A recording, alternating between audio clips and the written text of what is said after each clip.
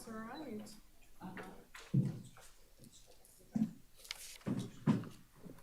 Okay. We're going to go ahead and call to order the Truckee Meadows Water Authority meeting Wednesday, August 16th for the 10 a.m.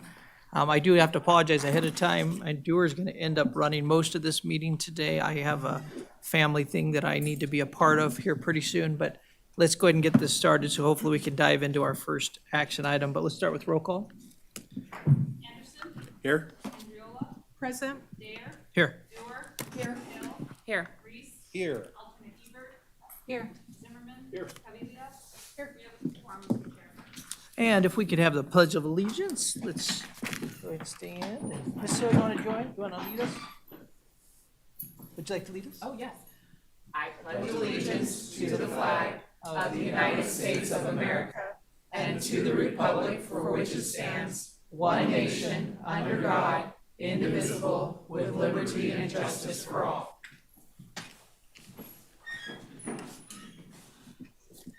Thank you so much. And do we have any public comment? Okay, no public comment. So let's go ahead and go on possible board comments or acknowledgements. Is there anything from the board that we need to throw out there before we jump in? Wonderful. Let's go on to 5. To have an approval of the agenda. Or anybody have any questions about it? Move to approve. Second. I have a first and a second. All in favor? Aye. Do I have any opposed? Okay, good. Passes unanimously. We are on to discussion and possible direction to staff regarding funding plan and proposed rate adjustments.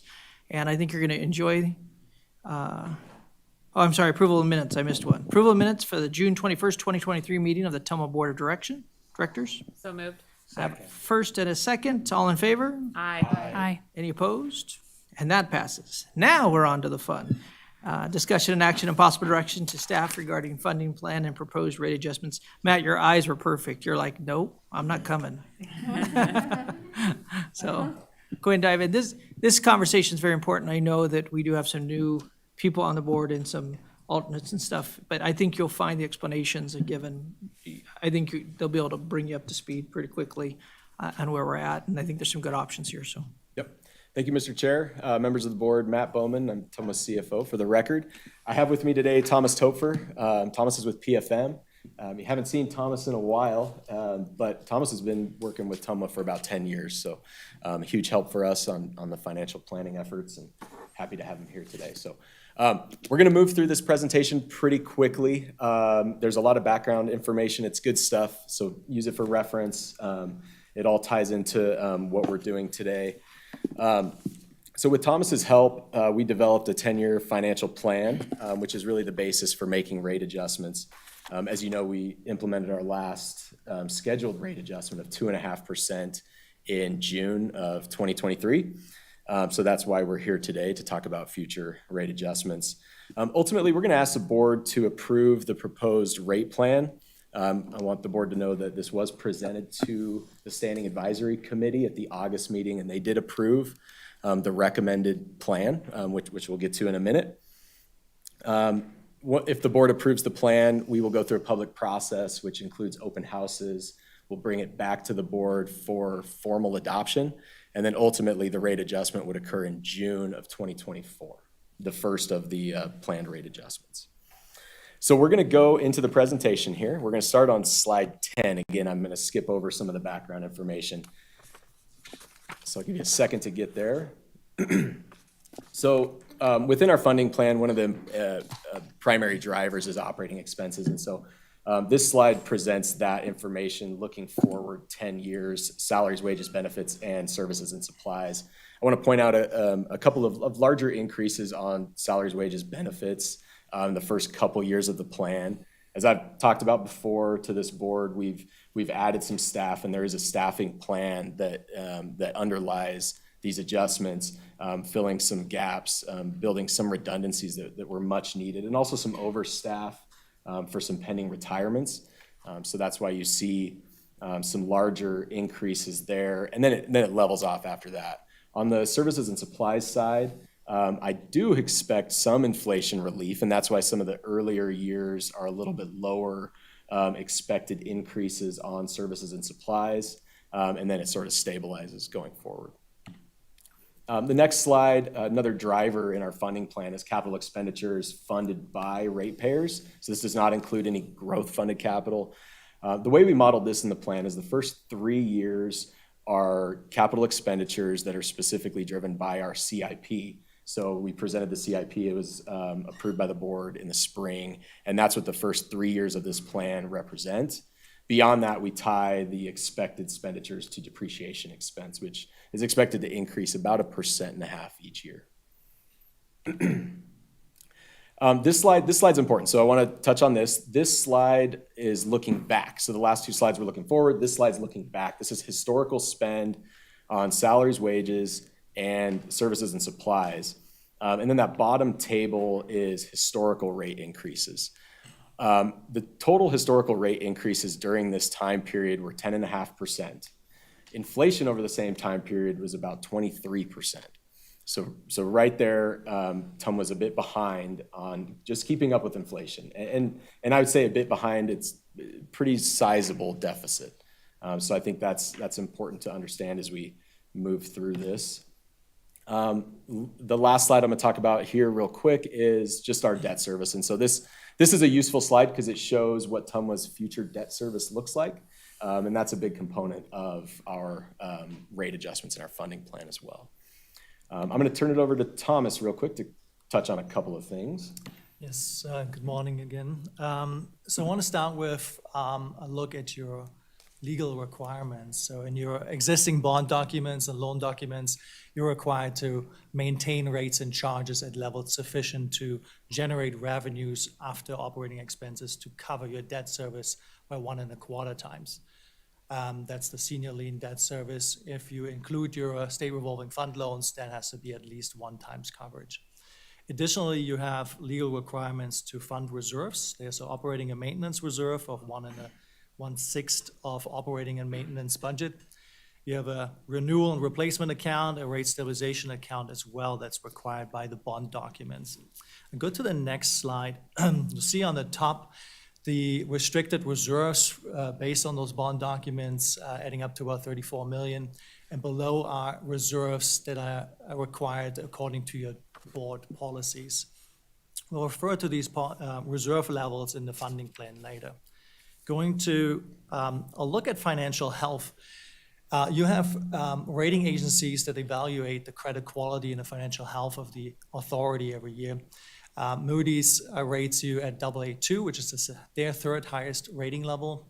S&P is AA+, their 2nd highest, and Fitch even at AAA, which is the highest level that you can get to. You'll see how are the rating agencies evaluating the credit. You see in this example on the right that they are taking a very holistic look at the authority, looking at the asset condition of the system, the service area, economy, as well as how diverse is your customer base. But they're focusing on certain financial ratios, and those are, again, debt service coverage and reserves. Why do they care about debt service coverage? Because it indicates how much margin do you have and before you are violating one of your covenants or before you're not able to pay your debt service, right? And similarly with reserves, it gives you that additional time to make adjustments in case you have business interruptions or before you're able to increase your rates to adjust for increased expenses. Going to the next slide.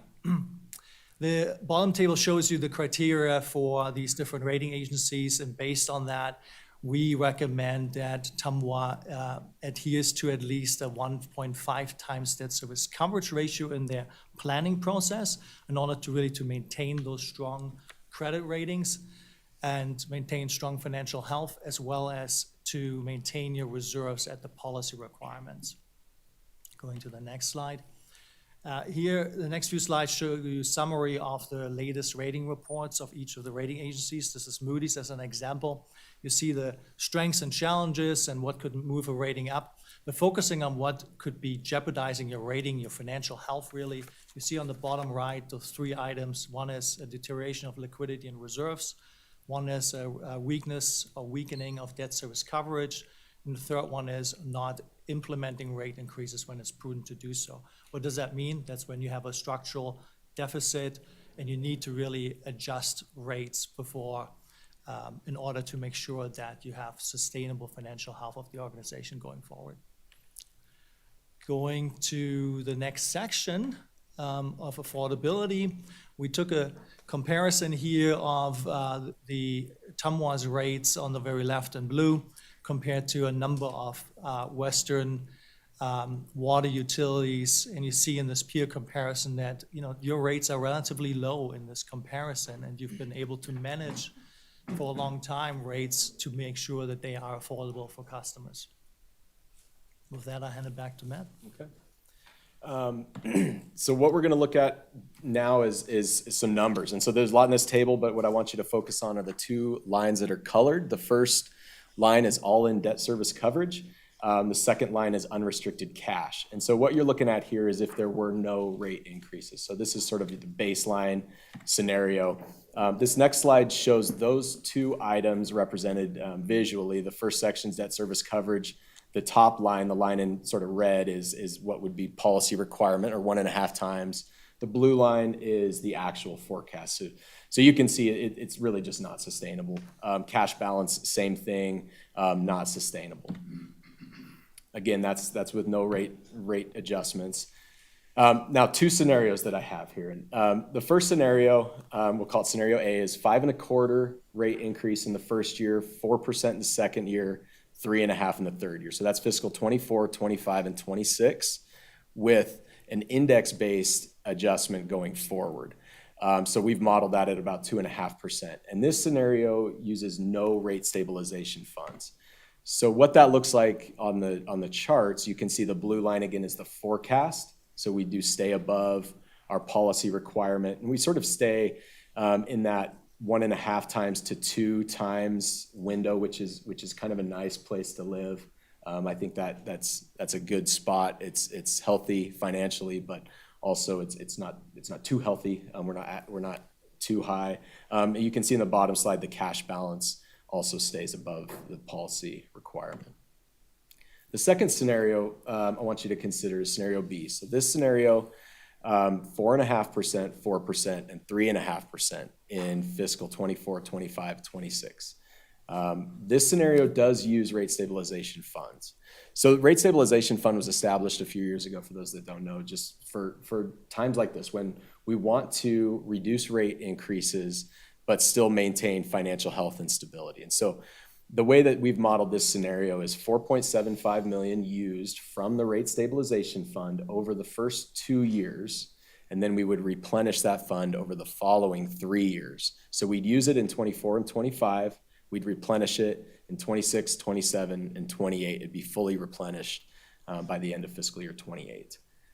So this looks similar. We stay above our policy requirement, and you can see with the use of the rate stabilization fund, we're right at 1.5 times. And so that's the point of using that fund, is that we stay at the policy, we bring our rate adjustments to the minimum level that we think is required, but still stay in that range that is within policy.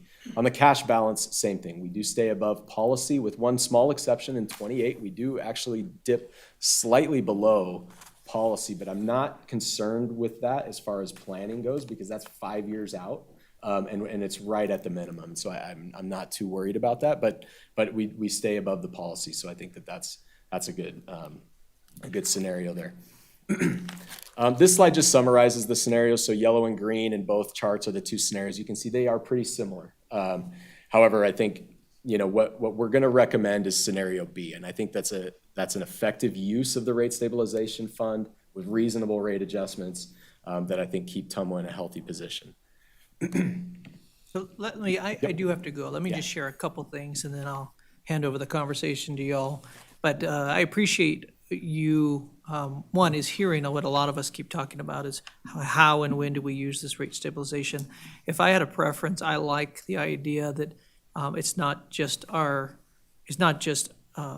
customers that go through a time of tightness, that we do as well. And that's what I think your second scenario does, is we both have skin in the game. We both take some risk. We do have to increase. I obviously, whenever we even use the word increase, we have to do it. We just always want to be very cautious in doing so. And I think you've done a good job of laying that out. And so I did ask for a couple scenarios as one of the things that I wanted them to bring to you guys so you could see. I can say, I think it's pretty obvious, we can't we can't have no increases. We can't do that. It's irresponsible of us. So but do know that you're not stuck on any of, these are two scenarios the staff has brought. If somebody else has some great wisdom or $1 million in their pocket, that could all shift and change, kind of thing. But these are two scenarios that, as I looked at them, I thought they were both wise. They both have thing, but I like the idea that we take some risk and that we don't put it all on. That's why we put that scenario together.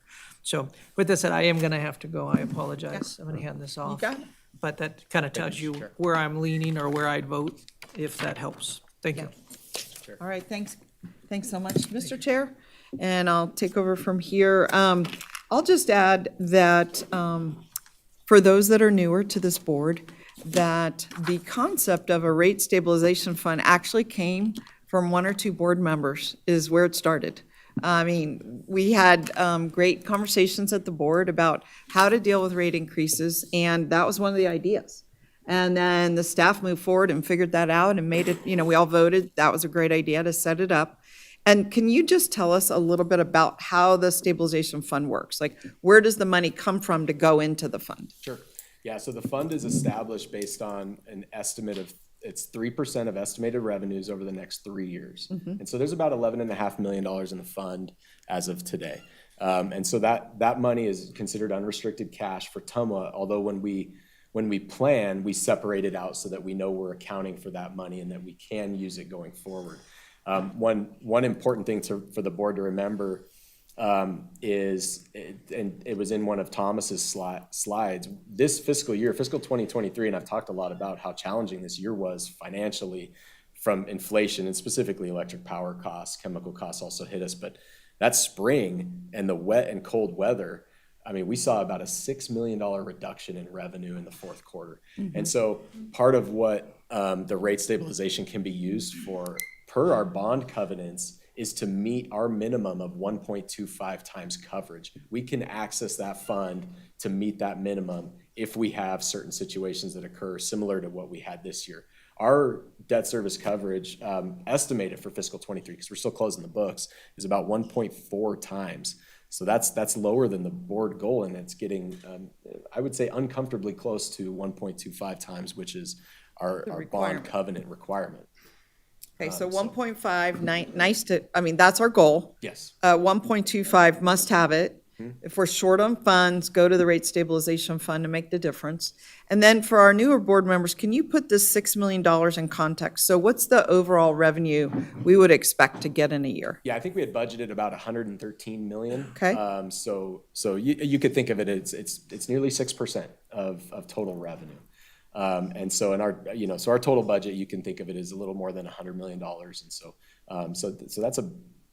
it's a sizable deficit occurring in one quarter. It's not something I've seen Ever. since I've been here. And also, most of the water is used in these summer months, right? Yes. So hitting at that time, we had a very wet spring, if people remember, it just kept snowing. Yep.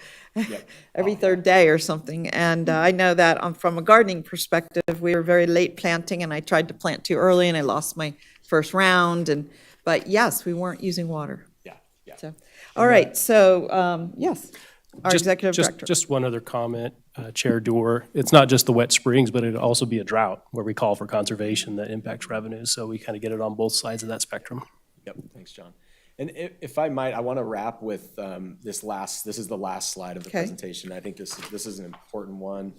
So again, we're recommending scenario B, and what this slide looks at is 3 years and what that impact would be for customers. And so if going to the bill for the median customer, you can see in that first section, fiscal 24, it's a $2.56 increase on a monthly bill for a customer.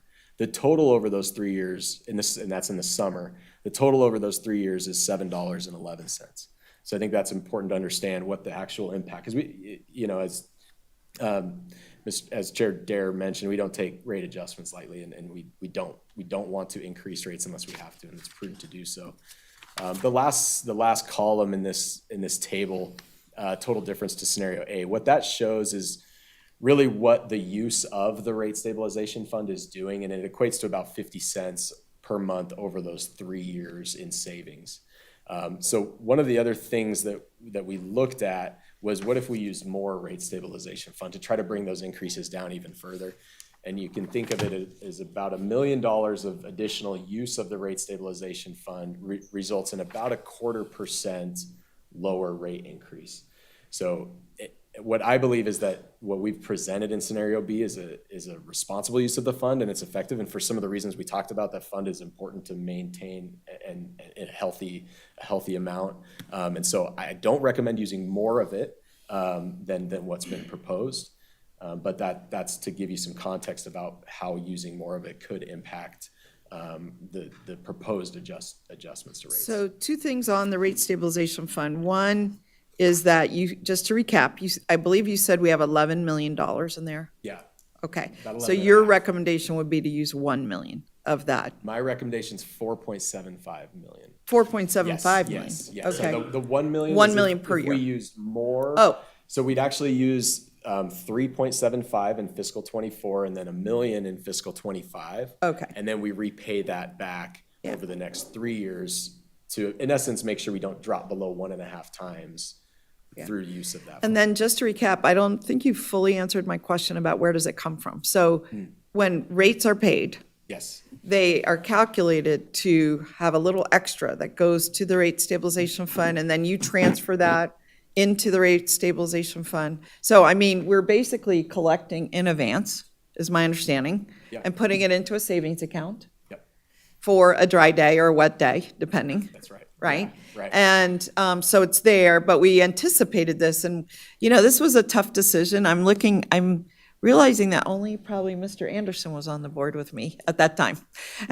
And I just realized that most of you were not here. So we had to decide not only to do a rate increase, but to do a tiny bit more and put it into the savings account, essentially, when we didn't want to do any rate increase, right? But we just thought it was proactive and the right thing to do, to smooth out rates. So one other thing I was going to ask, if you could turn back to page 23 on your slideshow. This is, I think, an interesting chart. So it shows where we are, and this is your average customer, I think? That's right. It's an average customer. It's based on a survey that actually the Las Vegas Valley Water District does annually. And so they take the survey and look at an average customer based on there. Yeah. So according to this chart, Las Vegas is sort of in the middle of the group, not necessarily if you averaged all of these prices, but it looks like are charging $55 a month on average, roughly, if I'm reading the chart right. And then we are charging, it looks like $45, almost $50 a month. But they're charging a little bit more. What would be the impact, looking at this chart? We always often, in Reno, we compare ourselves to Boise a lot, size and kind of area, and they have the lowest charge here. They are not in as much of a drought as we are. I mean, they have a droughty part of Idaho, obviously. But I'm just looking at this. We got Boise, Salt Lake, Phoenix, Denver, Las Vegas, Henderson, North Las Vegas, which have slightly different numbers. And so I really thought they would have had the same price from what accounts for different prices in Southern Nevada. They do have jurisdiction to set separate prices, right? I didn't realize that. I don't know if anyone else realized. I thought they were like us, where they are regional and they have one price, but no. Southern Nevada Water Authority, the wholesaler is Right, regional. but right. The water district is just specific. It does not cover North Las Vegas. And Okay. Henderson.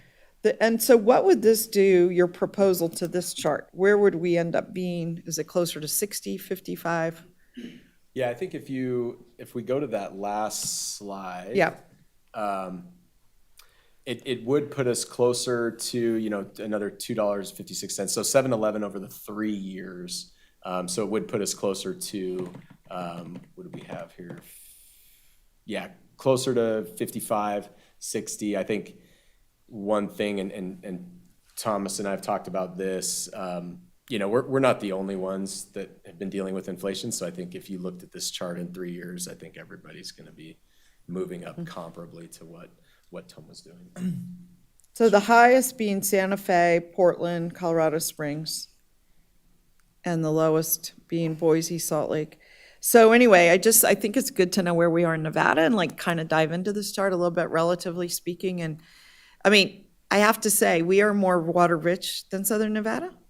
They're really struggling. And so it's surprising to me that we're about the same price.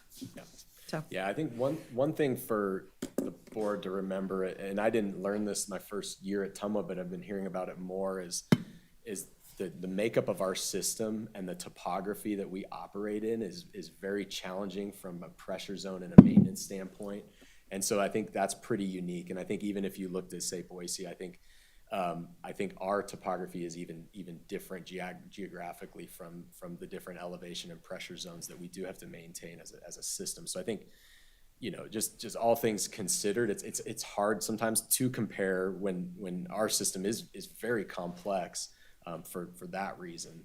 And I think that can be something that that affects our costs, no doubt about it.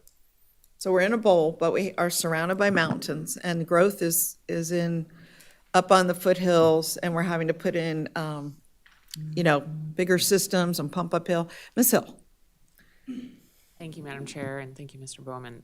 This is very interesting. I've never been through a rate increase, as you were saying, Madam Chair, and so I just have some questions on what the rationale is for charging more for multifamily when residential seems like it'd be more difficult for us. I'm just curious what the rationale behind that is. Yeah, so the rate structure goes back to really the initial founding of Tumwa, and that's actually something that we are looking at, and we're doing another study. It's ongoing, and it's going to take a little bit of time, but we are looking at our rate structure to see how rates are performing for those, to be able to answer those very questions, to say, okay, does the cost associated with serving this customer group, does that make sense based on the revenue? Because we cannot have any cross subsidization, and that's the important thing that we have to make sure that we're doing. And so we are doing a rate structure study, which we haven't done since I've been here. So this will be the first one that we're doing, and that is ongoing. When will that start? We're giving ourselves about a year. Okay. But we do plan to update the board on that around the first of the calendar year. Okay. We should have some progress on it and can talk a little more about that. That won't change the rate adjustment request that we're Sure. asking for here, but that is for that very reason. We want to make sure that there's no cross subsidization between the different rates. It seems like there would be, but I don't know. We'll find out. And I'm curious as well if part of that study, and I don't know if any other water authorities do this, is if you exceed this much water usage a month, you get charged a higher percentage, because I think that there are people who are more than willing to pay for that water. They understand that they have a bigger property, their landscaping, whatever the case may be.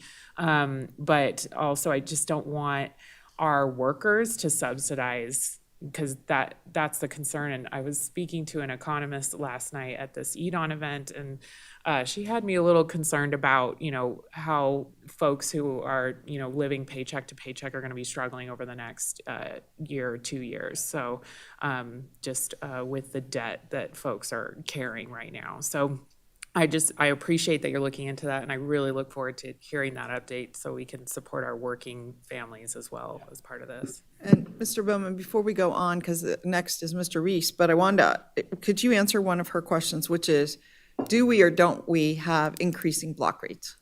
We do. Okay, We because do. We I have tiered. felt that was unanswered. Yes, we do. Yep. So what that means is for each, you've set up blocks of so much water, Yes.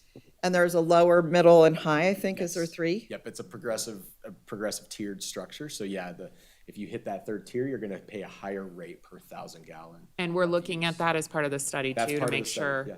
Okay, great. To because- confirm it, or even see if we need 5 Right. blocks, or? Yeah. Higher and blocks? just to consider it. And you can imagine, and Thomas can speak to this too with, there's a lot of ways to use those tiers, and sometimes you can inadvertently influence behavior. If you do bump that tier Oh, up sure. too high, then you may get less usage, and then you have a deficit there.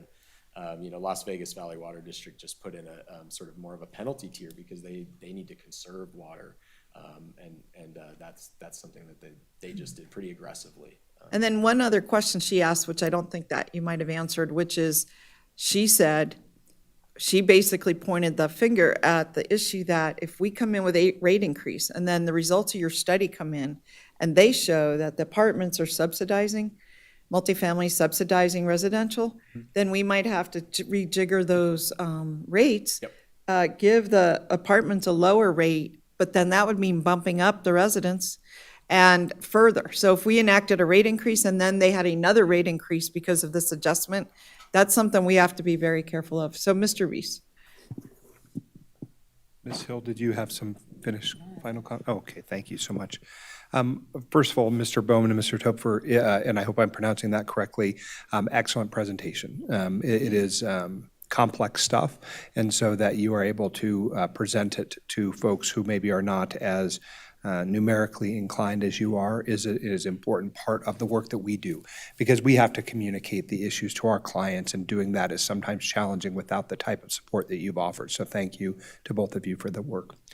Second is a general question about slide 30. What accounts for the fiscal year 2028, which shows a deficit? What happens there that posits a deficit? In part because we'd like to see all green bars across the thing. So what's happening there? Yeah, so there's a couple of things. One is that our debt service, it stays pretty flat. It starts to taper and then it increases in fiscal 31. But what we've modeled in here that does affect cash is connection fees, and connection fees is tied to growth. And so while that is not a consideration directly into rates, because that's growth, the cash that comes in from that is included in our unrestricted cash line.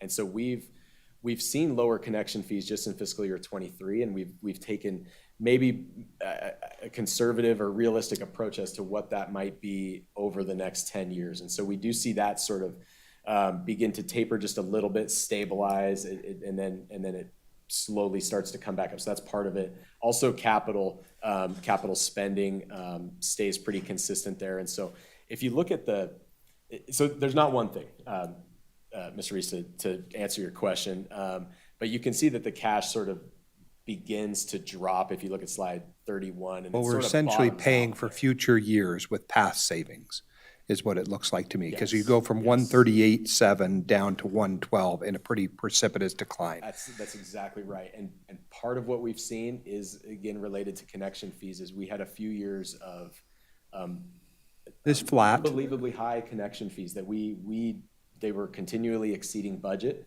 So that affects our cash balance, and we were very flush with cash from that. And so we start to see that taper sort of stabilize, and then. Well, I think the flattening out is something we're seeing in all of the jurisdictions. So maybe what I would like to say is more of a policy than issue, and it's for my colleagues' benefit. And I think Ms. Hill is on the right track, and that is that we are dealing with not just this rate increase, but Nevada Energy is increasing, sewer is increasing, our trash. All these things are hitting working families in a way that it all happens at the same time. So in a vacuum, $7 seems innocuous. And so what we're tasked with as policymakers is, of course, balancing the competing concerns of being responsible for the entities which we sit on the board to serve, which you've laid out the case for that immeasurably, I think, and quite clearly. In the absence of our willingness to do it, we will have structural deficits that we would probably never dig out of. So understand that I'm on the same page as you. And of course, we balance the competing issues of people who are seniors, people on fixed incomes, people who are disabled, that are making choices between paying for medicine or paying for power. And that's where the pain comes for us as human beings, and equally for you.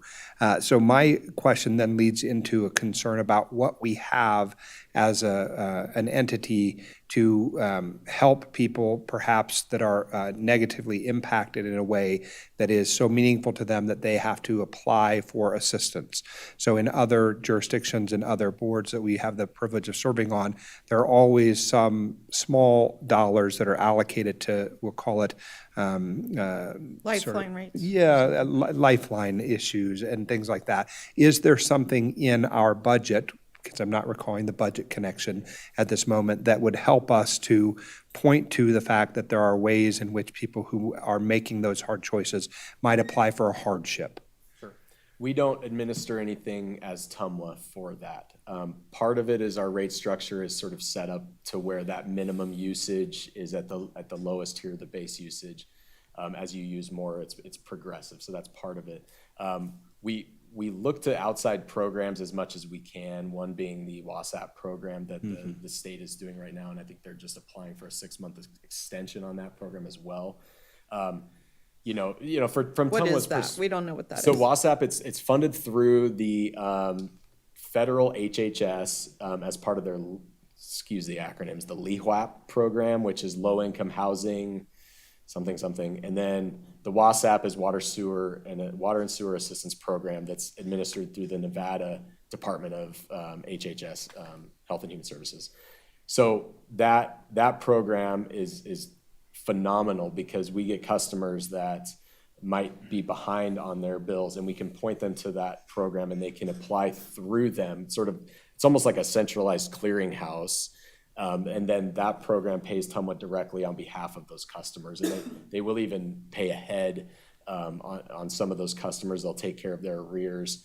So that helps because then those customers aren't going to collections and that kind of They're thing. not getting trapped in the cycle of poverty. And so for my part, and perhaps it's beyond the discussion for today's discussion, is that we've got to figure out a way to make sure that we have a robust line item that addresses that and or a communication strategy that messages that to the people who need it most. For my part, and my last question, I'll turn it over the rest of the time to the body, I would have liked to probably seen a scenario C, as in Charlie, because you've posited, what if you do nothing? The thing collapses, that's no good. Scenario B is a fairly modest increase. I think scenario C is one in which I would envision there being a larger percentage increase, but perhaps what it does is two things. One, it creates the opportunity for us to have that kind of a fund that would help people who are struggling the most. And I have a sense that you cut deepest and hardest one time rather than continually increasing the rates on people. That seems to be a more accepted, I think, perhaps norm than that. So I might have seen a scenario C in which you said, what would it look like if we did 5%, 5.5%, and 6%, right? And it's just modeling, and it's not anything that the program lacks or that you didn't accommodate for. But if we want to continue to have discussions about stabilization fund, making sure that our reserves meet what we need to, being able to move into some of the conservation-related goals that this body has shared, we're going to have to plan for that reality as well. And so again, for my part, I would have appreciated one more scenario, which is to the right of scenario B. Okay. Before I call Mr. Anderson, just a quick follow-up to that. What is the timeline that you're looking at for this whole thing? Yeah. So thank you. And that's kind of the last point here is if the board were to approve the direction today, really what we would do is we would, over the next several months, and there's a schedule in the staff report that kind of lays this out at a high level, is we would then take this to the public and have open houses. I think last time we did this, we had 3 open houses, receive public input on this, and then we would bring a summary of that public input comments back to the board. We're targeting the December board meeting where we would bring that back, and then assuming everything is still looking positive and that we want to go the direction that we're talking about, we would then have our first reading for formal adoption of that. We would follow with a second reading in January of formal adoption of the rate structure. And then the implementation would be June of 2024, where we would make that first year's rate adjustment. So that's the timeline that we're looking at. I want, the board isn't necessarily, Must decide today. must decide today, but certainly give us direction. Yeah. This is what we're recommending. Okay. Mr. Anderson. Thank you, Madam Chair. So first off, I want to say thank you. As always, you do a wonderful job of anticipating the concerns and questions that we as board members have. But likewise, whether it's residential or commercial customers, you've addressed a lot of those in your presentation. I want to say thanks for that. And as always, I think every time we've ever talked about rate increases and such, I've always asked what we've done to look internally. What have we done to see how we can potentially, whether it's cost efficiencies or just reducing costs, what have we done internally to look at before we go to the public going, oh, by the way, now we want you to pay more? Yep. So that's the first question, then I have a comment after that. Great, yeah, sure. So, and that's such an important question, because that's really how this is developed is what are we spending money on, and are we spending it efficiently? And yeah, and I can say, we, from the budget standpoint, we go through all of our services and supplies costs, all of our headcount by department. We take a bunch of time, spend a bunch of time going through that, and really challenge department leaders. Is this the best way to do it? What are our alternatives? And if you think you have to replace this, well, why? And what else could we do? And what's the risk of doing that or not? And we have those discussions all the time. And that's something that we really try to emphasize to leaders. Even lately, a discussion has been, how can we leverage process improvement, automation, technology to avoid headcount increases when they're not needed? So we don't want to get into the habit, and we never have been, of throwing another body at a problem. We want to take a holistic look at it. So that's absolutely part of our planning, and those are the things that I feel we can truly control. And so we do spend a lot of time looking at that, and that's really what's in this plan as well. It reflects that. Perfect. And I want to say thank you for that, because again, those are the types of messages that we want to make sure that we're getting to the public as well, that we're not just spending money willy-nilly, if you will, that we're looking to see how efficiently we be running to hopefully keep those costs down. And then going on to a comment, I just want to say, just like you talked about the challenges of inflation and what it's done to us as an organization, those are the same ones that commercial customers and residents have been seeing as well.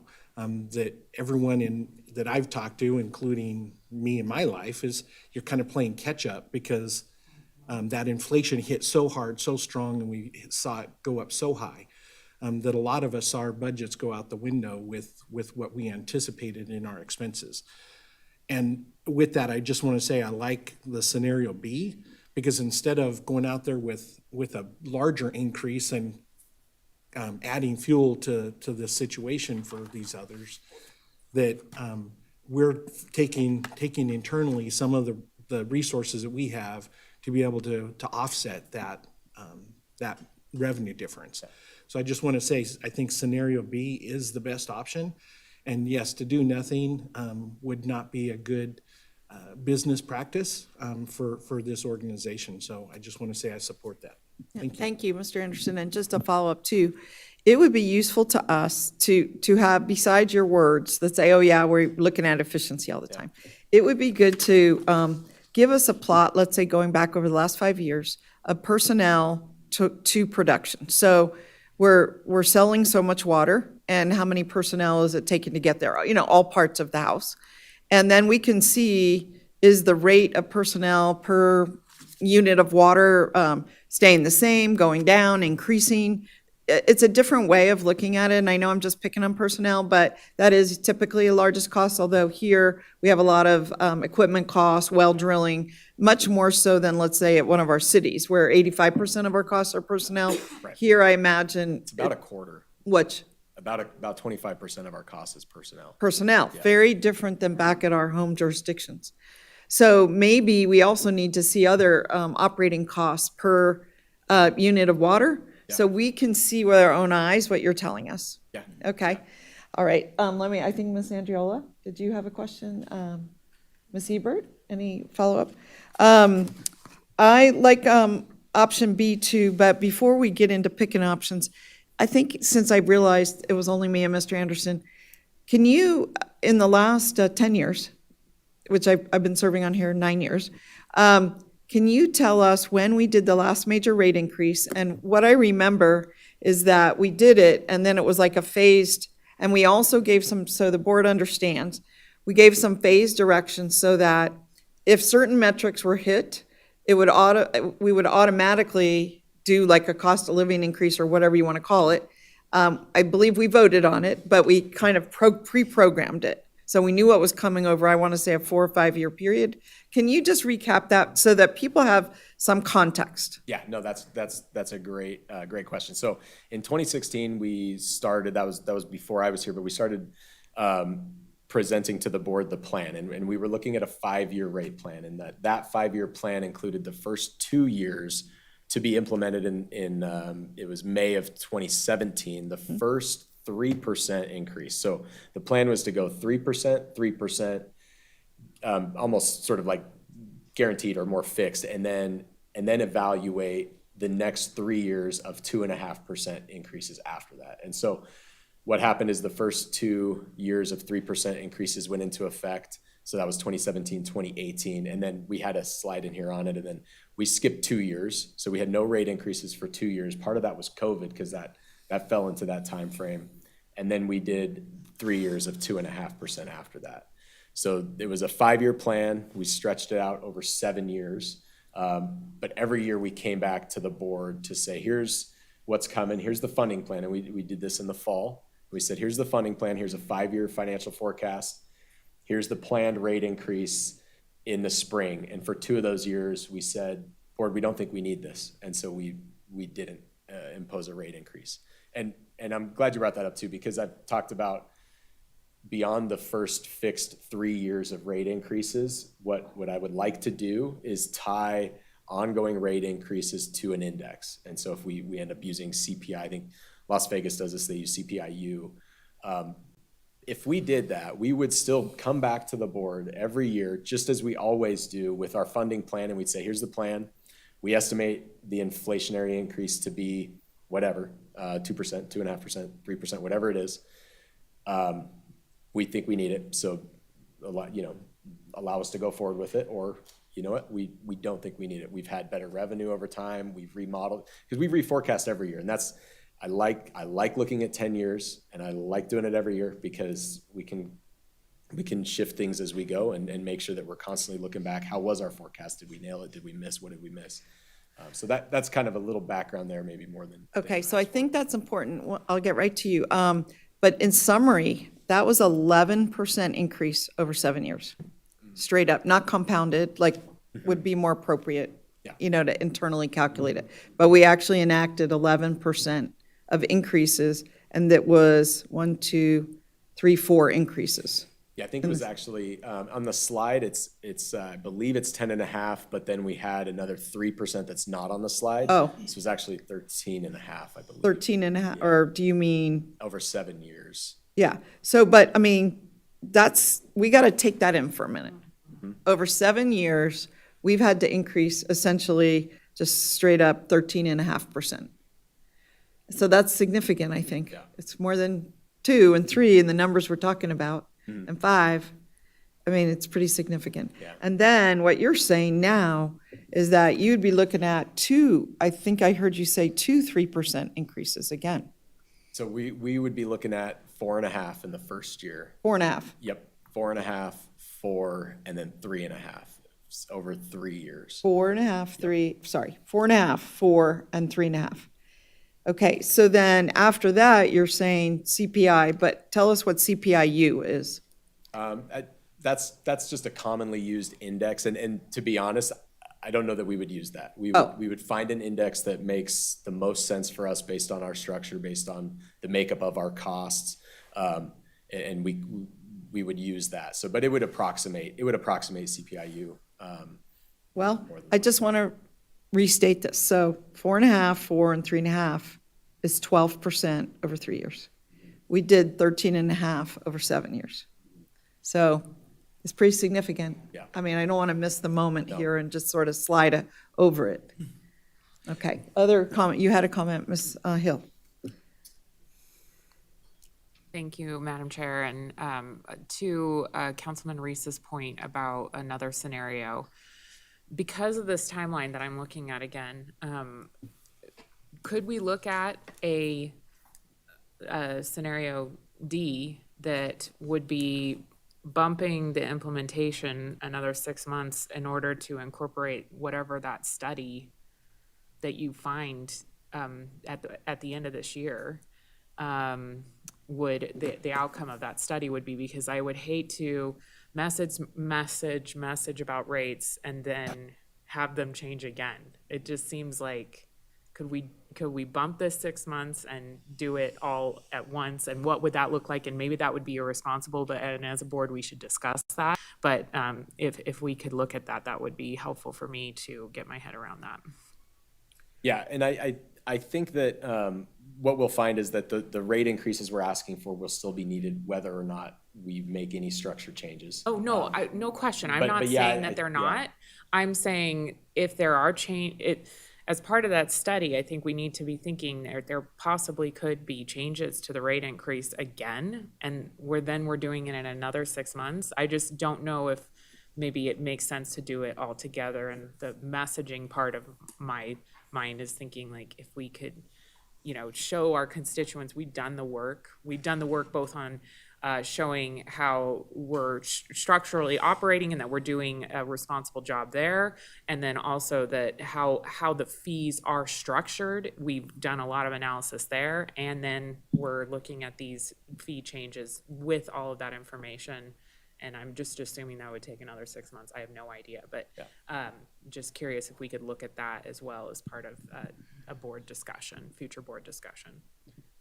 Yeah, I think we could. I don't expect big changes as part of the rate structure review. And I think if we did see something that was going to be impactful, I think we have options in how to actually implement any structure changes, whether, we wouldn't have to necessarily do that all at once if we felt like it was substantial. If the board said this is too much, we don't need to get there necessarily day one either. And so I think we could phase that in if there were any changes that were a result of the structure study. So I think I definitely understand your point that we don't want to hit with a rate increase and then come with another structure change that could be an increase to some and a decrease to others. Following that, I will say I don't expect that following the study. Well, I'm probably with Ms. Hill. Intuitively, I think looking at these numbers, there is going to be a change, just intuitively, but that's not mathematically.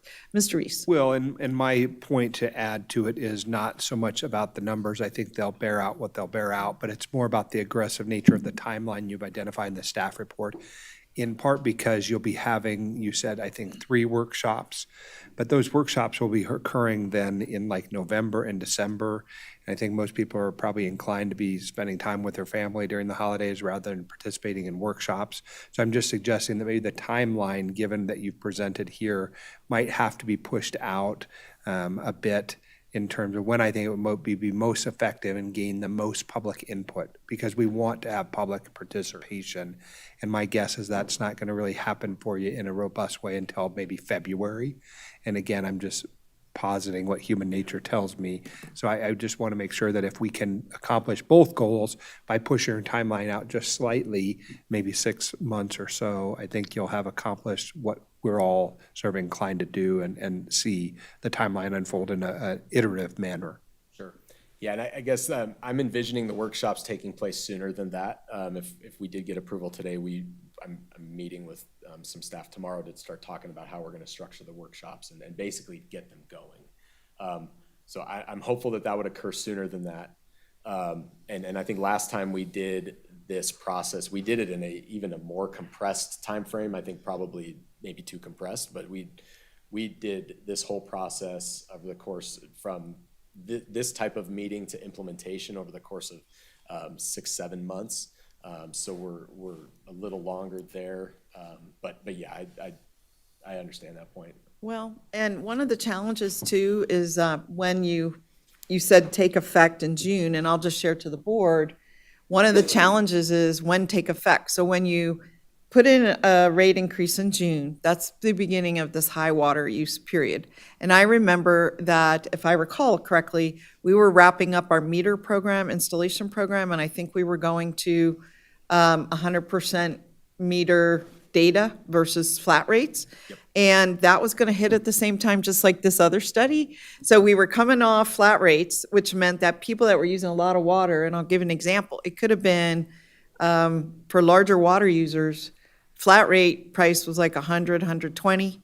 they could have been going to 1,000 based on meter use, because there were flat rates on larger properties. And then we were also increasing the rate, so we had a double whammy there. And I think that's what Ms. Hill's getting at too, is just trying to be very strategic about the timing and anticipate, is it irrigation season? Is there other challenges in the environment that we're dealing with? When's the best time to fold this in? Yeah. And so even, I don't know if we need a 6-month delay, but we certainly, I think I'm hearing, need a delay to run some other scenarios before we can give firm direction to you on which way to go. I mean, that's what temperature I'm hearing from the board. Like, I don't believe right now, I could ask if there's a motion, but I don't believe there's interest in making a motion today. We've given a lot of questions and direction, and bearing in mind, this is a first for most of the board, to even be setting rates. So am I reading this right? Does anybody want to share more? But I have a question. Yeah, please. Thank you. I just want to rewind real quick. It looks like based on the presentation, it's about 28% is benefits and wages in terms of cost. And you, in your early beginning of this presentation on page 10, pointed out that the annual increase for salaries and wages and benefits equated, you can look at that table, it's almost 12%, and then every year it starts decreasing to the point of 2033 at 2.34. And I'm just wondering, because that is the base cost driver that you used when you started this to present your scenarios, and I'm just wondering how that would factor in based on some of the recommendations for scenario C as in cat and D as in dog. So I'm just wondering how I know that you have to look at the modeling and you're going to have to evaluate the analysis thereof in order to create these presentations, but it's such a significant number. And I just wanted to make sure I understood that the relationship of that 11.59% is based on retiring and benefits, or what was that exactly? I'm looking at the right number. Are you Page talking 10. about the change? Yeah, so that's based on some staff additions based on our staffing plan, which we plan out 5 years for a staffing plan. So it's the hiring of additional Additional. We have an LMI increase each year for our non-represented employees, so that's a labor market index similar to a cost of living. We also have contractual increases for our represented employees, so that's in there as well. And so those items combined is what ultimately gives you that increase. So to the point of efficiency, it might be helpful. I'm really interested in the proposal that the chair recommended in terms of looking at what that cost is. And I know that that's such a high number, it may skew things, but I think it would be helpful.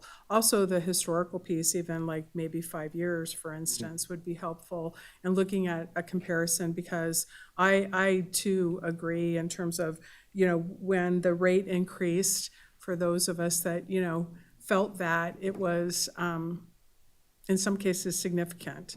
And so I'm just trying to look at the correlation of such a high amount. It does decrease, and what that correlation, because it's 28%, which is actually a really conservative number for essentially salaries and benefits.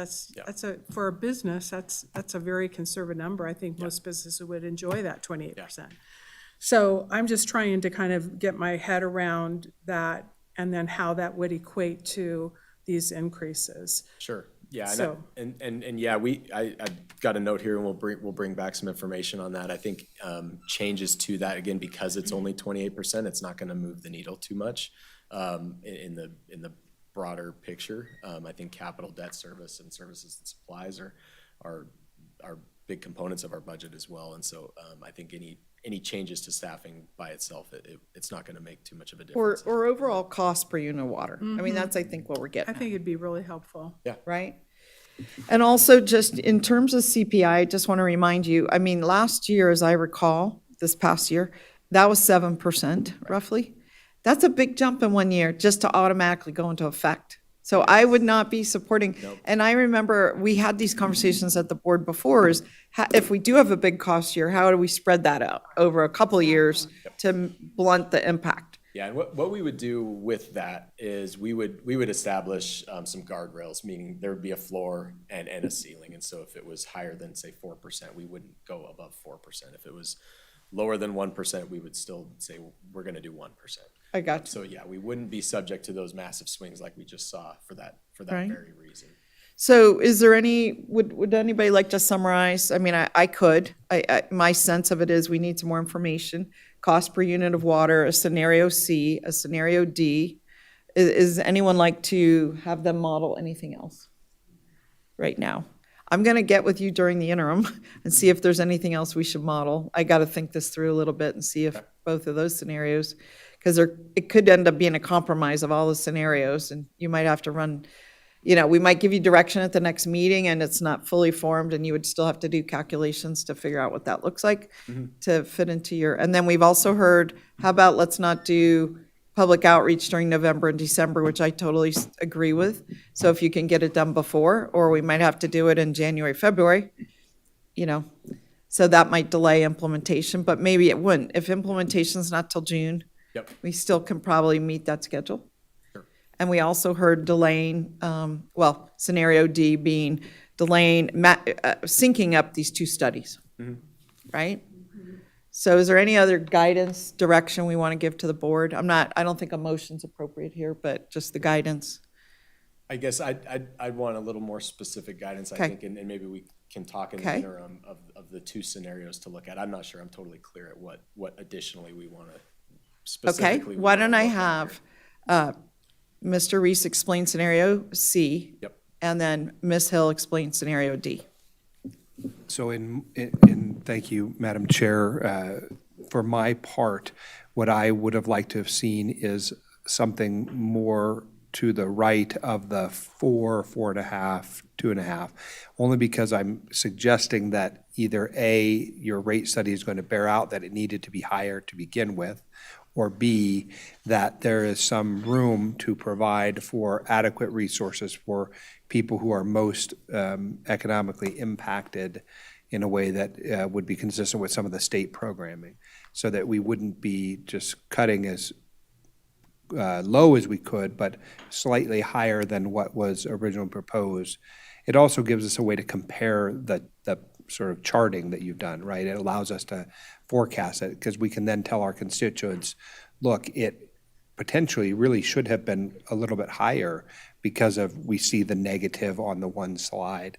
And this allows us to say, but our decision was to hold the line in some way. I think that's an important component of how people view rate increases, right? They have to know what the outer limit of it would have been, not just the one we arrive at. Does that make sense? Yeah. Yep, I got that one. I totally agree with that approach. You need a higher band in order to kind of come into some middle appropriate place. So, Ms. Hill. And then mine would be, what's the consequence of syncing the two studies? Would there be a delay in us doing this fee increase until we had that outcome of that study? And, what would be the recommendation of if there is a 6-month delay, what would that look like? And it may look more like Councilman Reese's suggestion, which is a little bit higher than that 4.5% starting point. So just to understand that more fully, so I could feel comfortable moving forward. And I got to say, I endorse that too, because I am very uncomfortable marketing, messaging, a rate increase, and then going, oh, but this, a few months later, or even 6 months later. I think that would make people feel like we don't know what we're doing. Like we're not paying attention to the big picture, the small picture, the timing. Yeah. Anyone else for this item? I know, I just want to share with the board, it's about 20 after 11 according to this clock, and I must leave at between 12 and 12:10. Okay, and Ms. Hill as well. So we'll see where we get in the agenda, but I know this was the most important thing probably we had on the agenda. So I'm going to close out that item. Do you feel like you have enough direction? Yes. Okay, I'm sorry that we cannot give you a vote today on go forth and conquer, but I think this is a measured approach. We need more info. Madam Chair, always trying to understand the staff side of things. Do you feel like the delay of a month is going to be a big deal if you end up wanting to still implement and the board wants to implement in June? Are you going to be No, okay? thank you for that question. I don't think a month is a big deal. Okay, I just wanted to I make think we sure have- that yeah. we weren't blowing everything up for you, so thank you. Okay, very good. All right, we're going to close out items, we were on 7, right? Because 8 is about the debt restructuring. Okay, so we'll close out 7. We didn't take any action. I'm not doing public comment right now, if that's okay with our attorney. Okay. 8.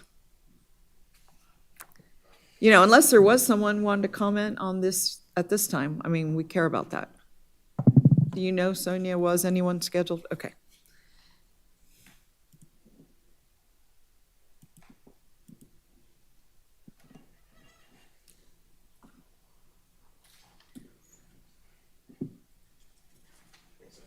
Okay, so item 8. Okay. Hello again. Matt Bowman, CFO for the record. Here again with Thomas Topfer from PFM. So the staff report in front of you discusses an opportunity to restructure approximately $75 million of TUMLA's outstanding debt to a lower interest rate. We looked at this at today's rates, and it would result in a savings of about $6.4 million, or about 9%. What we're looking at is a cash optimization strategy. So I don't know if anyone on the board is familiar with this, but the way it works is that we would pay off portions of our 2015 and 2016 series debt, again, approximately $75 million. Those are currently at a coupon rate of about 5%. Then after a period of 15 days, after we've paid it off, we would issue new money bonds for the same amount, but at lower rates, about 3.25%. The new money bonds would be used to fund portions of TUMLA's CIP. That's a requirement of issuing the new money. But ultimately, the strategy results in a refinancing or restructuring of existing debt to a lower interest rate. That's what we're doing here. So I skipped over the first slide. This just kind of lays it out. I basically hit the high points. But I'm going to turn it over to Thomas to talk a little bit here about the second slide, a little bit more about this transaction. Yeah, and so this slide is intended to give you an idea of where we see the benefit at this point. So in the lighter blue columns there, and the fourth column to the left, you see the net benefit of replacing old, high expensive debt with issuing new, lower cost debt. So you see it's about $8 million over this time period, and discounted to today, that's about $6.4 million. Now, as Matt explained, this is a bit of a unique transaction where you are separating the time of paying off your old debt and the time when you issue the new debt by 15 days. So there's a bit of interest rate risk in those 15 days. So we provided here some sensitivity analysis in those columns to the right that show you by how much can rates increase and what are the savings that you would still achieve if those rates are increasing. So we estimate that, based on the current market, if rates increase over that 15-day period by, 0.22%, that you'd still achieve $5 million in net present value savings. It goes up to 4.46%. You'd be still at $3.5 million savings, about 5%, and you see the consequences of even higher rate increases.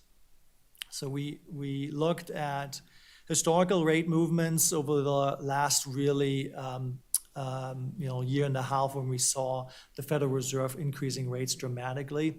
Over that period of time, we have seen the worst 2-week window where rates could increase by about 60 basis points. That was the worst. But most of the times, it's almost like there's a big effect, right, that impacts the market. You see a big impact. And right now, we would expect that most of the rate increases is already priced into the market, that we would see still some risk, but we wouldn't expect as much of a gigantic rate movement at this point. So Go ahead. You good? Well, I think that's So good. did you, tell us about the 15-day. Why is that special? It's a tax regulation. So In 2017 with the tax reform, the federal government does not allow you to do a refunding of your bonds with tax-exempt bonds in advance of the call date. Gotcha. Those 2015 and 16 bonds cannot be refunded until 2025 and 2026. So right now you would fund an escrow until those dates and then then you benefit from those savings essentially. So when are you saying that this refunding would occur, in your theory here? We would like to come back to the board in September with authorization to do both actions, the action of defeasing the old debt and the action of issuing the new debt. And then we would do that if we monitor the market the whole time. If the market is opportune, we might at the next day defease the old debt and 2 weeks later price the new debt. If the market is not opportune, we would wait. And so we would like to request authority to do that throughout the fiscal year. There's a market opportunity right now to do it that can shift. Yeah. Right? And we want to just be able to take advantage of that if the opportunity still exists. Well, let me say this, if something happened between now and the September board meeting, that it was just some major thing happened, we might even have to call a special meeting for something like this, if we're allowed. I don't know by law, some things can only be done at regular meetings. But I mean, if you felt like either positive or negative, not negative, obviously we don't need a special meeting for that. But if there's something positive that you saw, that you see that we don't see, I want to offer that. I mean, we rarely would ever do that, but, the opportunity, let's say, to save 6.5 million versus 5, that's $1.5 million for a special meeting, potentially. Sure. Madam Chair, Yeah, so we need 2 board resolutions, so it'll have to wait until the September. it has to be at a regular board meeting. meeting. Correct. Okay. Yeah, and just, I want to say that we want the board's direction on this today, because Okay. if we move forward and prepare for the September meeting, including resolutions, we will incur some transaction costs along the Gotcha. way. So we'll Okay. have some attorney fees. I think though, and I've estimated a worst-case scenario of $150,000 of fees. I don't think it would be that much. Okay. But potentially, if we got to that point and then decided, market doesn't look good, we don't want to do it, those fees we're still paying those fees. I They don't understand. get rolled into the transaction that didn't happen. However, those fees could likely be deferred if we did just defer the transaction. Gotcha. But we wanted board direction on this before Okay, you moving bet. too much farther. First of all, I neglected to say this, but I wanted to say this right out the bat. I love it when our CFOs are being this proactive. And at Tumwa, we have a history of that. We also have a history of it at Reno, and I suspect at the other jurisdictions, of being very opportunistic and looking for opportunities to save money. And if we do save $6 million, I assume that gets folded in and could help us with our rate increases as well. It would be another factor. We save $6 million off the bat, that's $6 million we don't need to raise. I mean, that could have a significant impact on what we end up deciding. So let me ask, any board comment, thoughts on this? Anyone? Well, if there no, willing to make a motion? if I may. Okay, yeah, Mr. Anderson. Move to direct staff to pursue the opportunity that you presented to us. Second. Okay, so we have a motion by Mr. Anderson. We actually have a second by Ms. Hill. Before we vote on the motion, though, I am going to ask, since action, if we do have any public comment on this one. No? So we actually have the agendized for public comment at the beginning, at the end of the meeting. Yeah. So it's not for individual specific items like other jurisdictions do. So Well, you don't need to do it every time. I'm the acting chair, so I'm going to take public comment. Anytime we're going to take an action, I'm going to do it. So thank you. Great advice. I just warn you because the agenda actually states that you only do it during the beginning at the end. Is that true? I have always heard us take public comment on every item. Do you recall, Sonia? Mr. Chair, former chair of our, Yeah. but on his departure, our attorney has advised us that it is now at the beginning and at the end. Okay, but I mean, the chair can decide, we can. What do you mean legally no? Because it's on the agenda. No, but I mean, going forward, we don't have to agendize it this way. Unless it is on the agenda that we have hearings, we have a hearing for the budget. Yeah. We have it stipulated in that agenda item. There is public comment for that agenda item. Okay, well, It only shows on the agenda at the beginning and at the end. now, or did it always? That's what during Mr. Hartung's tenure, did we change the format of the agenda since then? My understanding is yes, when we met with Mr. Chair Tahir, He elected to do the beginning and the end. It is an option for each individual board to decide. There's two options. One is each agenda item, or one is at the beginning and the end. And that is what he had chosen. That's what we didn't know. We were missing that piece of information, that he made a decision to change a thing. But we would not necessarily be out of order to take public comment, or we would. It's a gray line. It's Okay. It's All agendized right. for the beginning and the end, Okay, but I don't think there's anyone here. So, and we're just giving general direction and not voting on the final decision. So I'm comfortable with that, and I am going to get with Mr. Dare and talk about that. But anyway, I have a motion from Mr. Anderson. I think I had a second from Ms. Hill. We're not going to take public comment, and is there any further comment, though, from the board? All right, hearing none, all in favor, please say aye. Aye. Aye. Any opposed? Please say no. Okay, motion passes unanimously. Thank you so much.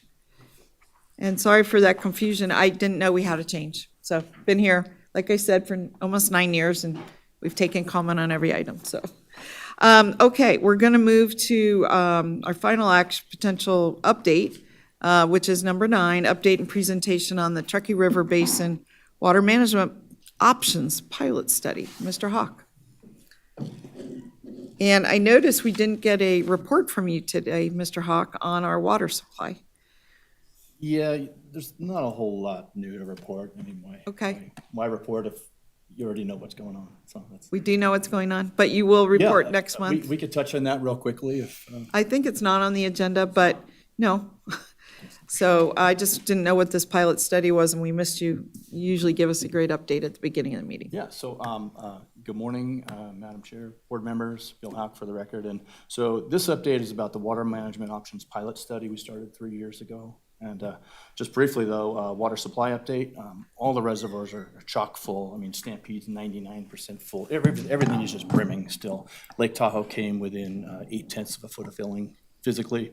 If we weren't releasing at the time, it would have come up even higher. So factoring in the water that we released over this 4-month Can period. you talk in the mic? I'm so sorry. Or there's one to your bet. right, too. Put or them both left. here. Is that better? That is. Okay. So, all right, is that good enough as far as the supply update? Yes. Yeah, okay.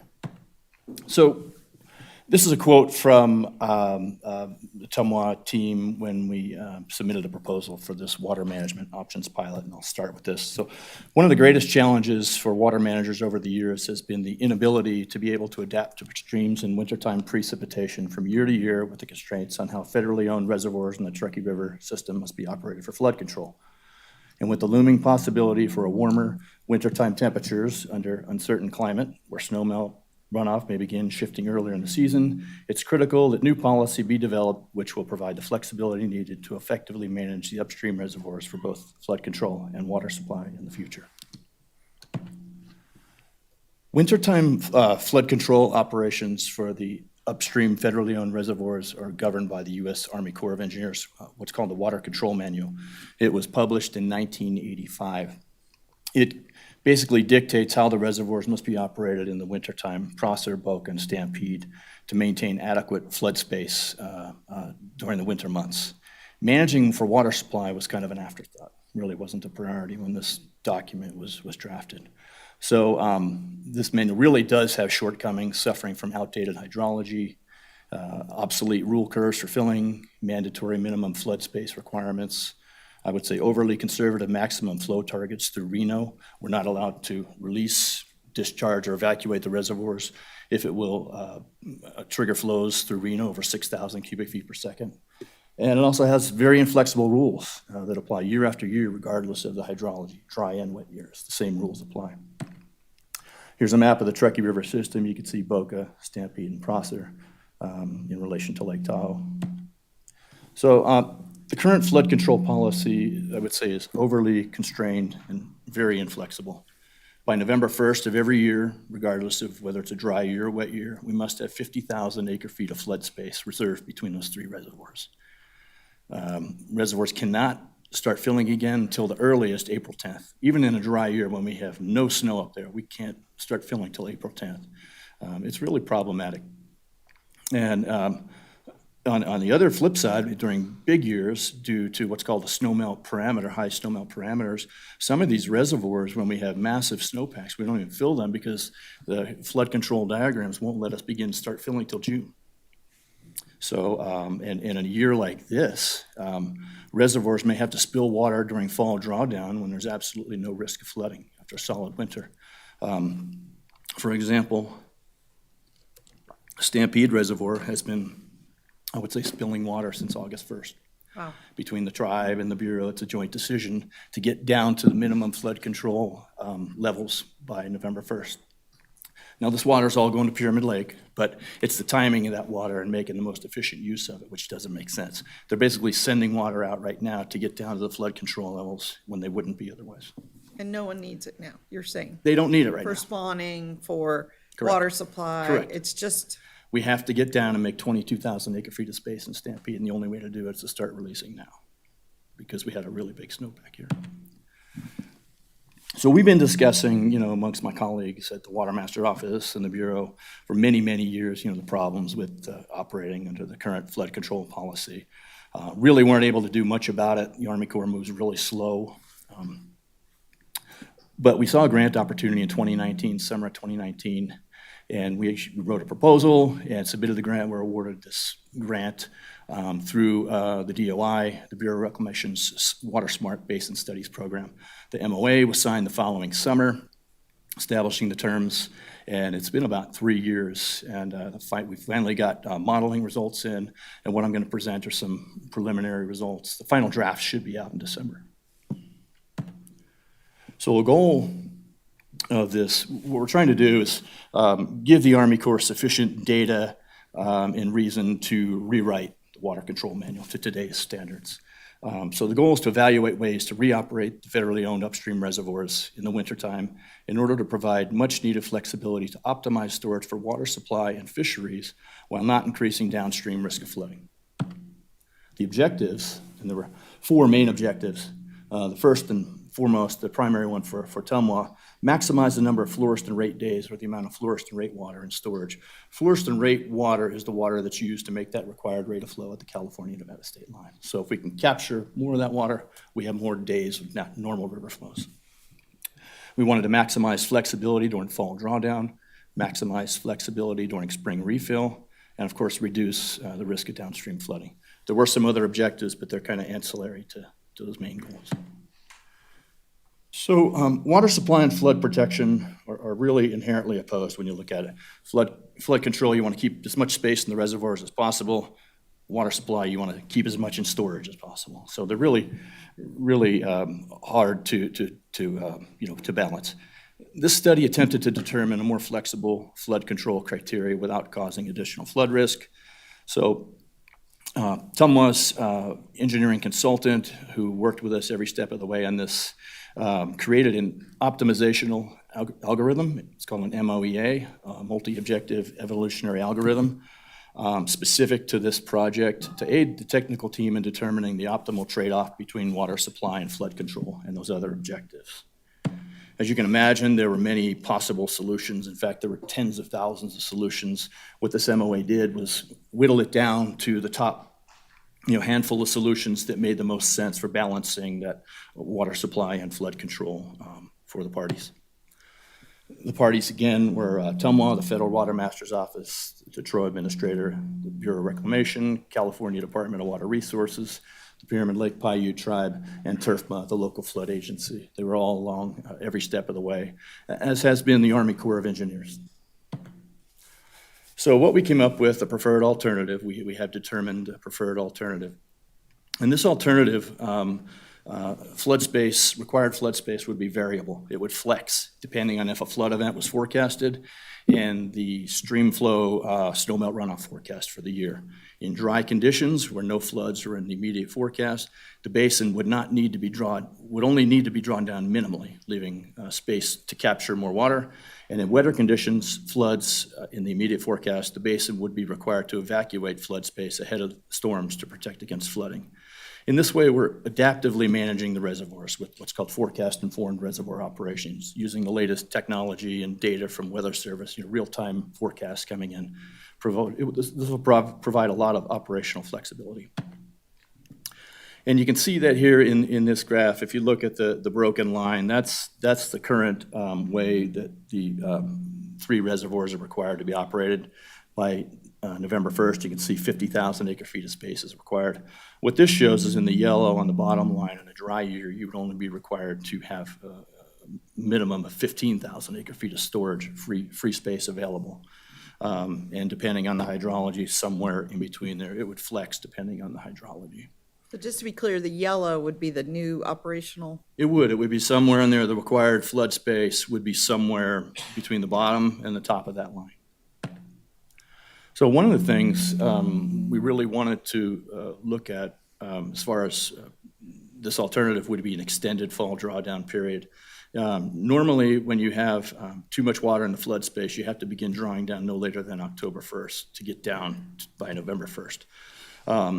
Under this new alternative, the fall drawdown period wouldn't start till a full 6 weeks later, giving us a lot of added flexibility.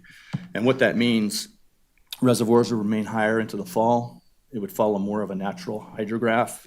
And this would avoid the spilling or dumping of water, like I talked about, that's happening right now from Stampede. This would have potentially higher flows in November and December, which will really be helpful now that TROA's implemented. We're dealing with some of the things that are going on with TROA.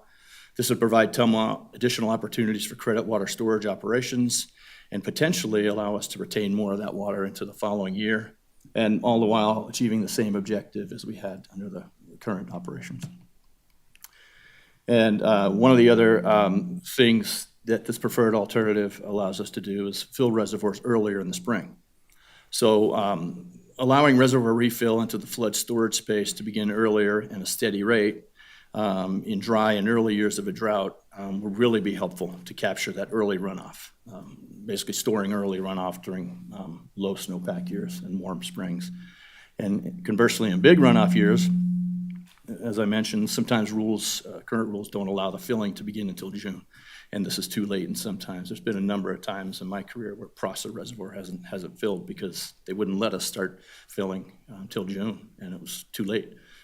And basically, this will be a real big benefit for the tribe, allowing flexible management of their project water, fisheries water, for the benefit of threatened and endangered species through adaptive management.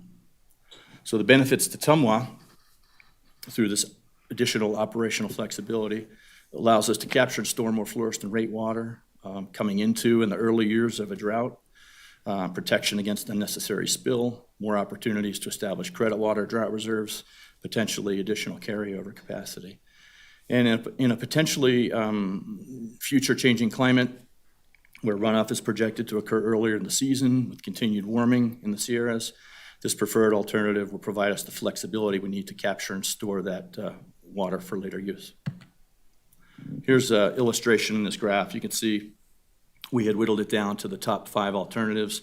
The alternative we finally chose was 6A, and that is your dark blue line. And you can see in this instance, particularly in the drought of 2012 through 2016, we were able to store a lot more fluorescent rate water and keep it up there for use at a later date. And we're able to fill the reservoirs earlier in the spring. This increases the likelihood of having normal river flows in the future, particularly under climate change, where the peak runoff is expected to shift earlier and earlier in the season. So we'd be able to start storing prior to April 10th. And there's big benefits in this preferred alternative for Reno and Sparks as far as flood control. We looked at increasing the target flows through Reno from 6,000 to 6,500 and then 7,000 CFS.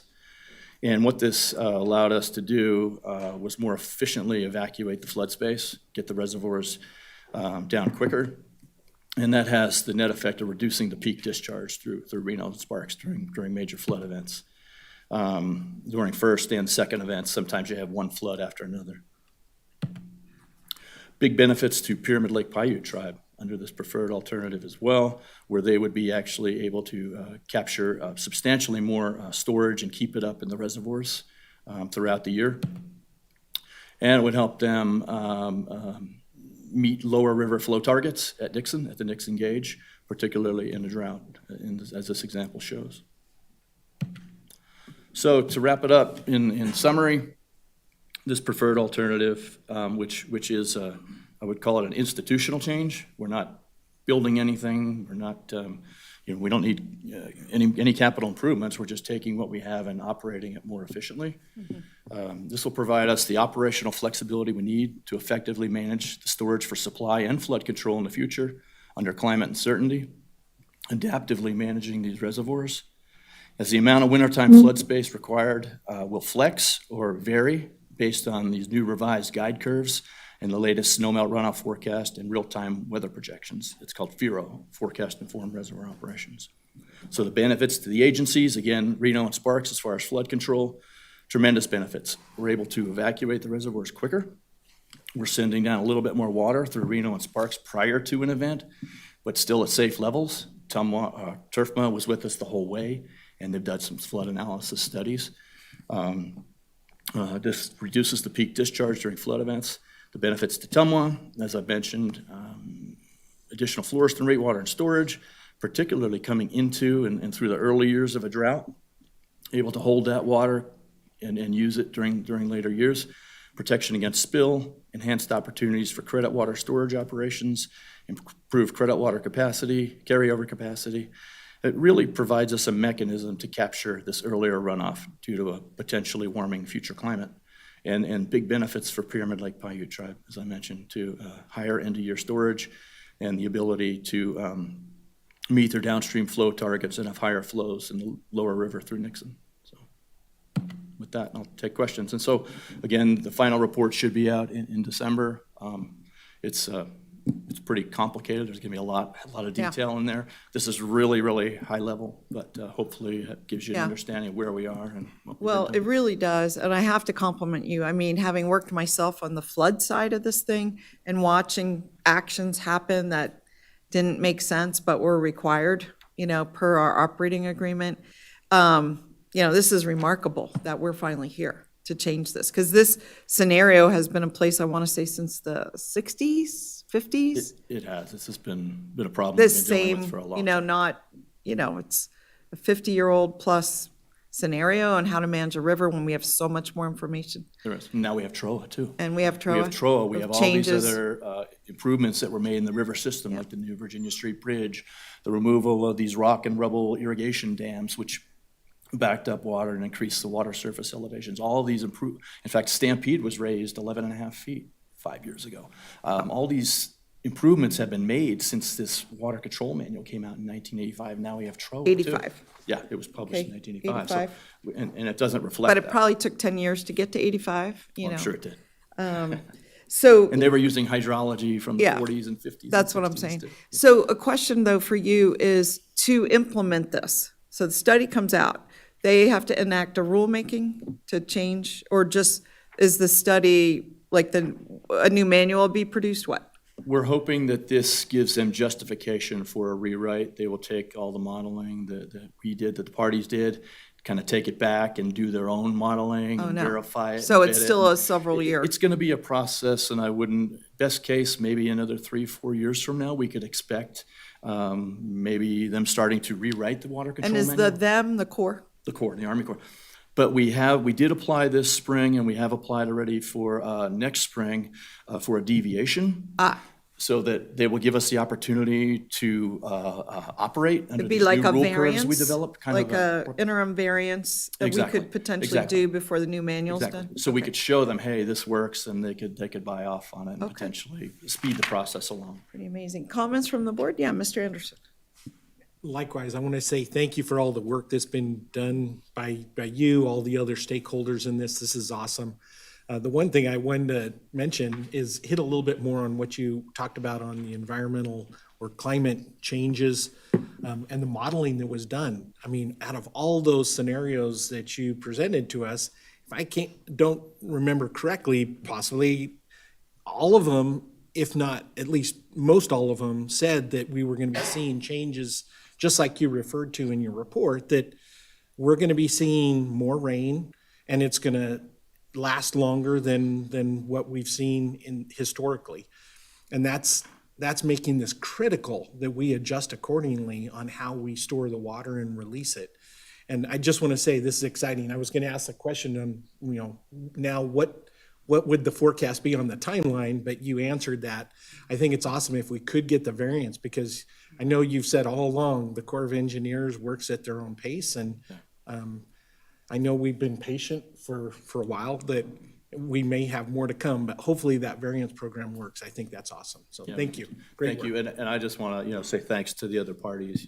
It's been a really, really big effort, and thanks to our consultant, Precision Water Resources Engineering. They did all the modeling for this, and thousands and thousands of hours of modeling.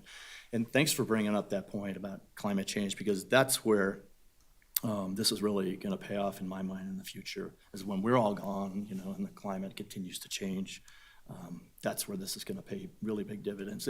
If they're right and the climate continues to change and warm and snow, levels rise and the runoff does come earlier and earlier, that's where this is really going to come into play. And this was the low-hanging fruit. This was an easy grab with this institutional fix, just policy change. And there's going to be other things we're going to have to start thinking about if climate change really, is headed in that direction, that the experts are saying. But Okay. Did you have a comment, Ms. Hill? Just impressed with the proactive nature of, going out there and making this happen and working with all of our partners and making sure that it's a win for everyone concerned. So great work. yeah, we had the full support of the general manager, Mark Flory, and John Enlow and John Zimmerman. Wonderful. Yeah, really good. Everybody's been We have behind the this. best team here. Well, in we do Humboldt, know this, truly. and again, I'm not trying to play the historian here, but we know that have been on this board, we have often spoken about how good the Tumwa staff is, how proactive, how thoughtful. Sometimes they need a little nudge from us. I had to nudge quite a bit about the climate change being input into the water resource plan, but you guys did it, and now you've embraced it, and now you're, doing it big. So, any other comments from other board members? Okay. It's just real quick, Yeah. following up on the water resource plan you mentioned. So I think the next step, as far as we're concerned, is to have Precision Water Resources Engineering take these new flood control diagrams and these new rule curves which have been developed, and look at how they will act or how they will work as far as water supply is concerned in the future under potentially different climate scenarios. So Okay, worse than predicted, easier than predicted. Okay, go. we'll see. We'll actually maybe able Thank to you see the so real much, benefit Bill. of this. You're Thank welcome. you, really good. We're going to close out item 9 and switch to 10, General Manager's Report. Mr. Zimmerman. Thank you, Madam Chair. So just real quickly, I wanted to touch on a few things. So the Verdi hydroelectric plant was inducted into the Hydro Hall of Fame at a recent international hydroelectric conference, just based on over 100 years of operation. And it's one of only, I think, about 60 hydroelectric plants worldwide. So that was pretty neat. And we put that in our August bill insert. And then just an update, a few of the board members were here last September when there was an appeal heard by the St. James development. This board rejected that appeal. The appellants appealed that to the district court. There was oral argument set in front of Judge Barry Breslow, November 9th at 11 a.m. So board members are not required to go, but you're more than welcome to. It's only about a half an hour for both sides to present. And then speaking of excellent team members, we've added one from Carson City Public Works, so Eddie Qualieri. He's our new water rights manager. Eddie comes with just a wealth of experience. We're very pleased to have him on board. He's worked with the Public Utilities Commission, he's worked with the state engineer, and most recently with Carson City, so we're very happy to have him on board. And then next, I just wanted to give a huge shout out to our crews and our operations staff. Last week, there was a high-pressure main that blew up right about 10 o'clock at night. Eric Mothershed was one of the first responders, just helped in locating that leak. And then a heavy crew of Rick Pickworth, Lance DiMartini, Matthew Wright, and Chance Henderson were the initial crew on site and did a great job, because this main break was about 9 feet down, very deep in the ground, up in the Joy Lake, Austrian Pine area. And then just everybody from mechanics, water quality, water treatment operators under Will Raymond's staff, just kept everybody in that area, all of our customers in water, indoor, And then Robert Charpentier and Andy Gebhardt did a good job communicating to customers, just to hold off on outdoor watering for a few days, just to help us stabilize the system. And so we got that repaired Thursday afternoon. And also, I wanted to give a big thanks to Gerhart and Berry. They were nearby on another Tumwa job, and they came up and pitched in and really did a lot with logistics that saved us a bunch of time, so it was much appreciated. And then lastly, as part of my general manager goals, just to have more interaction with employees from different departments, we signed up for the so-called Dragon Boat races at the Sparks Marina this weekend. So it's a 20-member team along with one drummer who is Marcy Westlake at the front of the boat. So we're excited about it, and it's also opportunity for Robert Charpentier to just interact with the community and talk more about what Tum was doing. So kind of twofold there. So if you want to come out and cheer on the team, we'd appreciate it. Thank you, Madam Chair. When do those races happen? About 9:30 in the morning until about 1:30. At the Sparks Marina? Yes, This Sunday, this Saturday. Saturday? This Saturday. Madam Chair. if Yeah, I may. please. I would like to say also that we at the City of Sparks have a team. Oh. And we have challenged Reno and Washoe multiple occasions, and no one's taken us up on it. I don't know So, anything about this. Yeah. It's, Okay. and I want to say it is an No. incredible No, team they supply everything. building activity, because you can paddle as hard as you want to paddle, but if you're not in sync with your team, you're going nowhere and expending a great deal of energy. Okay. As soon as you start working together as a team, it's amazing. You're like, wow, I'm not even out of breath, and we just cruised across the lake. So it's a great experience. Thank you guys for doing it. You'll have fun. Appreciate it. It's a blast. So really unfair because you've been practicing. And if we stood up a team, which is almost impossible at this time, we'd have no practice. Well, our team changes quite often. Oh, it does? And yeah, you're not going to be practicing until you get out there on the lake. So Okay, you'll- regardless. Yeah. Okay, well, I don't know Next who year. you've contacted, but shame on them. They didn't let us know. All right, well, great update there. And then we're looking for a final public comment. Madam Clerk, nothing. Sonia? Okay, and then we're closing out 11, moving on to 12 for board comments and requests for future agenda items. Anything people would like to hear about, talk about? A lot coming up with obviously a couple topics between debt, rates, conservation, everything. Okay, so fun. We are adjourned.